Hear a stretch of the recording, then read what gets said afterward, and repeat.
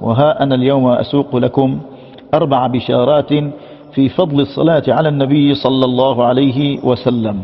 أما البشارة الأولى فهي قوله صلى الله عليه وسلم: من صلى علي في يوم 1000 صلاة لم يمت حتى يبشر بالجنة.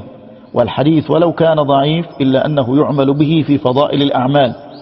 أما البشارة الثانية فقوله صلى الله عليه وسلم: من صلى علي في يوم 100 مرة قضى الله له 100 حاجة 70 منها لآخرته و30 منها لدنياه.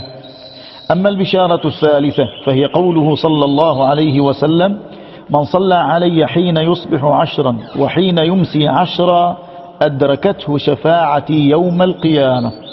وأخيرا إليكم البشارة الرابعة، حيث يقول صلى الله عليه وسلم: ما من أحد يسلم علي، عندما نقول اللهم صل وسلم وبارك على سيدنا محمد، ما من أحد يسلم علي إلا رد الله علي روحي حتى أرد عليه السلام.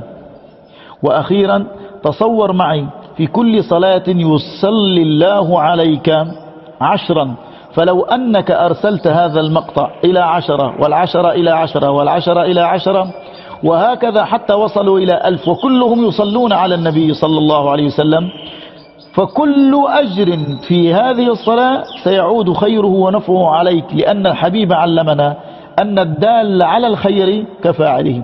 أسأل الله العلي القدير لمن نشر هذا المقطع أن يجعل له من كل ضيق مخرجا ومن كل هم فرجا، وأن يرزقه من حيث لا يحتسب. والسلام عليكم ورحمة الله.